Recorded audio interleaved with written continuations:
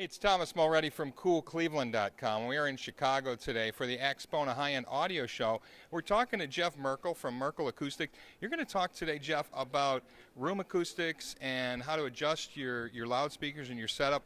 How do you do this? What's the basic process for this? Well, the cool thing is that right now the software and the technology has become so inexpensive and so easy that anybody can take their own room measurements. The trick, though, is actually interpretation. So what we're going to be going through today is how to actually take the measurements with just modest equipment and then how to actually start to interpret them and how you can tune your room. Because oftentimes people disregard the fact that the speaker room is one whole system, not just the speaker. So you need to consider the room and especially the acoustics of the room. And so we're going to be talking about that today. So where do you start? Do you start with the room itself? Do you start with your speakers? Do you start with the source material? I mean, they all interact, correct? Exactly. It's one gigantic complex system. But the cool thing is once you get the speaker in the room, it's set. And so then therefore you have to start figuring out what you can work with from there. And so basically it's just a signal and a speaker and a microphone, and that's all you really need to get things started.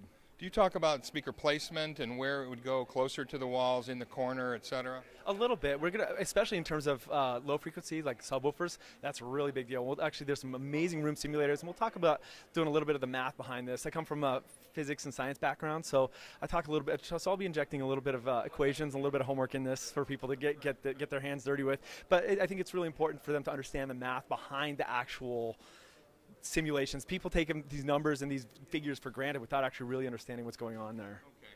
So when you do this, you're using, you say, open source software. So this is stuff that people can just find, and usually most of it probably free. Absolutely free. So I'm going to be there's a number of awesome commercial stuff out there, but there's amazing free software too. So today I'm going to be talking about Room EQ Wizard, which is on Home Theater Shack from the website, and it's completely free, multi-platform, Mac, PC, and Linux, and it's amazing. I mean, it's fantastic software for what it is for free. It doesn't do everything, but I mean, again, can't complain for free. It's amazing. And so that's why I'm really trying to evangelize just the use of this software.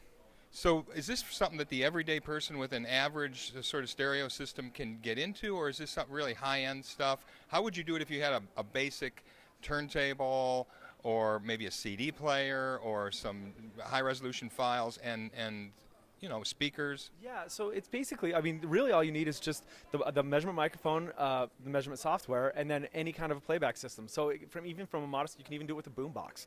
I mean, it's for everybody. And so you're looking at, I mean, acoustics is acoustics is acoustics. It doesn't matter if you're talking about an iPod dock or if you're talking about, you know, a $50,000 tower system. So it's the same for everybody. And so basically you just need a way to get sound into your speaker, which we all pretty much have anyway, and then just measuring what's coming out of it.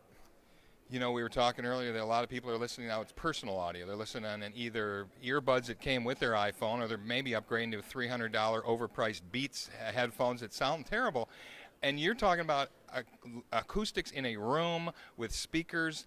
Not as many people actually doing that anymore these days, correct? No, you're right. The rise of in-ear is huge, and I listen to it all the time myself too. But it's when you make that transition to a loudspeaker in a room that people, it's very confusing. And especially, I come from the pro audio world where loudspeakers and monitors and studio monitors, it's a very, very, very big deal. And so learning how to make that transition between the two and also interpreting those results it's complex, and it's a sophisticated problem, and so there's no one button solution for this yet.